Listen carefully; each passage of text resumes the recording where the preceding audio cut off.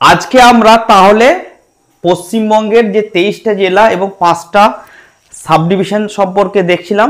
আজকে আমরা কি দেখে নেব, মালদহ সাব ডিভিশন বা মালদহ বিভাগ সম্পর্কে দেখে নেব। ঠিক আছে, এখানে কটা জেলা আছে সেটা আমরা কি করে জানবো, অনেক ছেলেমেয়ের একটু অসুবিধা হয়। দেখুন মালদহের কটা অক্ষর আছে, 4টে। ম 1 নাম্বার, ল 2 নাম্বার, দ 3 নাম্বার, হ 4 নাম্বার। তাহলে মালদহ বিভাগের কটা জেলা আছে, 4টে জেলা আছে। চলুন তাহলে আমরা এই 4টে জেলা সম্পর্কে ইন্টারভিউ বা অন্যান্য পরীক্ষায় কি কি ধরতে পারে বা পড়তে পারে সেগুলো একটু দেখে নিই।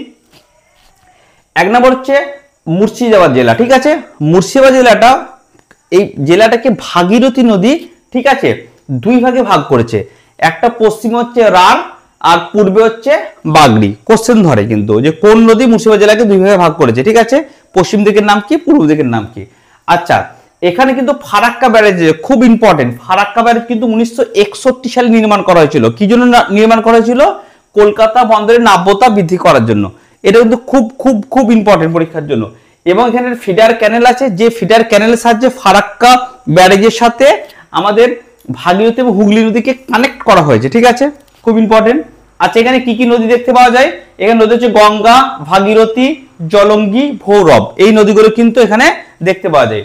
আচ্ছা, কৃষিকাজ কি কি না, আমাদের মুর্শিদাবাদ কিন্তু দুটো জন্য খুব বিখ্যাত। একটা হচ্ছে ফল চাষ, এখানে কিন্তু আম, লিচু, আনারস, কলা খুব ভালো উৎপাদন হয়। আর একটা হচ্ছে রেশম শিল্পের জন্য কিন্তু মুর্শিদাবাদ খুব বিখ্যাত। আচ্ছা, আর একটা কোশ্চেন খুব পরে, ধুলেন বলে একটা জায়গা আছে, আমরা সবাই ভূগোল বইয়ে পড়েছি। এই ধুলেন জায়গায় কিন্তু গঙ্গা নদীটা 2 ভাগে বিভক্ত হয়ে গেছে।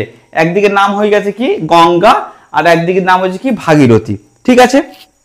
আচ্ছা, আর মুর্শিদাবাদে বেশ কিছু স্থানের নাম আছে, সেগুলো একটু করবো। যেমন বেলডাঙ্গা, বেলডাঙ্গা কিন্তু সবজি উৎপাদনের জন্য বিখ্যাত এবং এখানে কিন্তু গামছা খুব বিখ্যাত, বেলডাঙ্গার গামছা।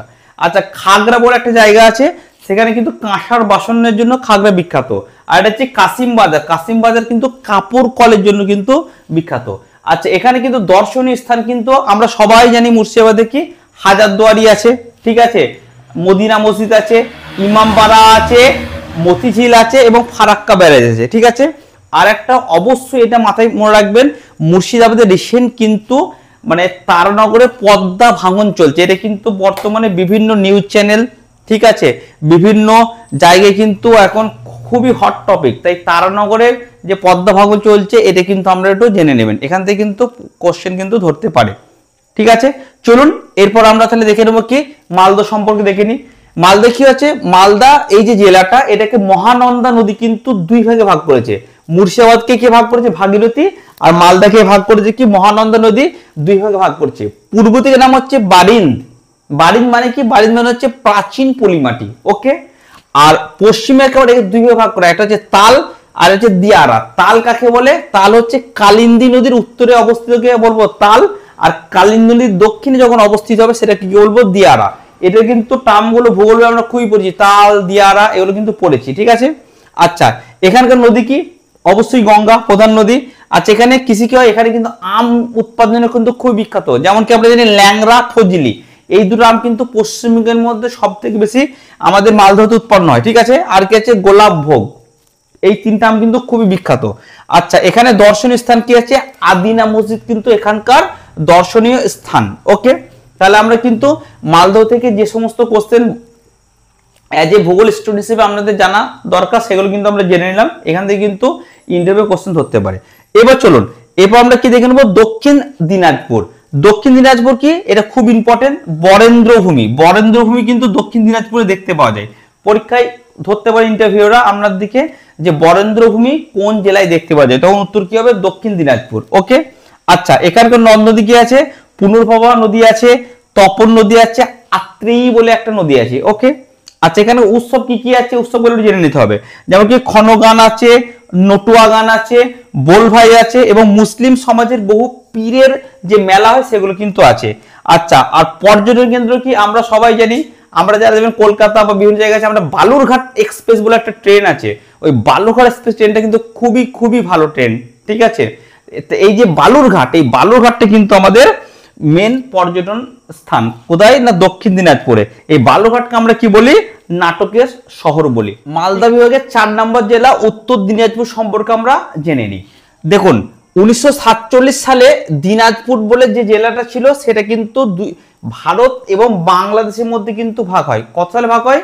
দিনাজপুর জেলাটা 1947 সালে ভারতে যে ভাগ হয় তার নাম হচ্ছিল পশ্চিম দিনাজপুর। ওকে, পরবর্তীকালে কি হয়? পরবর্তীকালে 1992 সালের 1 এপ্রিল এই পশ্চিম দিনাজপুরকে আবার দুই ভাগে ভাগ করা হয়। একটা হচ্ছে উত্তর দিনাজপুর আর একটা হচ্ছে দক্ষিণ দিনাজপুর। ওকে, এবার দেখুন উত্তর দিনাজপুরের উত্তর অংশকে আমরা বলি তাল।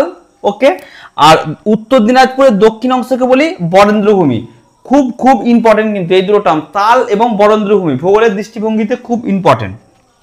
আচ্ছা, এখানে জলবায়ু কি? এখানে আমরা দেখবো কালবৈশাখী ঝড় এবং আশ্বিনের ঝড় কিন্তু উত্তর দিনাজপুরে দেখতে পাওয়া যায়। কোশ্চেন করতে পারে কালবৈশাখী ঝড় এবং আশ্বিনের ঝড় কোথায় দেখতে পাওয়া যায়। ওকে, আর আমরা কি দেখে নেবো এখানে পর্যটন কেন্দ্র কি আছে, খুব ইম্পর্টেন্ট, এটা খুব মনে রাখবেন, কুলিক পাখিরালয়। কুলিক পাখিরালয় কিন্তু আমরা উত্তর দিনাজপুরে দেখতে পাই। আর একটা কি ভৈরবী মন্দির কিন্তু আমরা উত্তর দিনাজপুরে দেখতে পাই। তাহলে আমরা এখানে কিন্তু কি দেখলাম, উত্তর দিনাজপুর সম্পর্কে জেনে নিলাম। তাহলে এই ভিডিওতে আমরা কি দেখলাম, মালদহ বিভাগের যে 4টে জেলা আছে সেই 4টে জেলা যেগুলো মেন মেন পয়েন্ট সেগুলো কিন্তু আমরা জেনে নিলাম। বারবার আমি একটাই কথা বলছি, যেগুলো আমরা থেকে ইন্টারভিউ ধরতে পারে এবং যেগুলো একজন পশ্চিমবঙ্গবাসী হিসেবে এবং একজন জিওগ্রাফি স্টুডেন্ট হিসেবে জানা অবশ্যই দরকার, সেগুলি কিন্তু এইখানে দেওয়া হচ্ছে। ঠিক আছে, এবং বারবার বলবো আমরা নিজেরা যে জেলা থেকে বিলং করেন সেই জেলা সম্পর্কে আরো ডিটেলসে পড়তে হবে। এখানে কিন্তু উত্তর দিনাজপুরের যেগুলো মেন সেগুলো দিলাম, আরো অনেক তথ্য আছে যেগুলো আমার মনে হয়েছে যখন আপনি অন্যান্য কম্পিটিশন পরীক্ষার জন্য যাবেন সেজন্য কিন্তু খুব ইম্পর্টেন্ট, তখন আবার আলাদা ভিডিও বানানো হবে। এটা শুধুমাত্র ইন্টারভিউর জন্য বানানো হচ্ছে।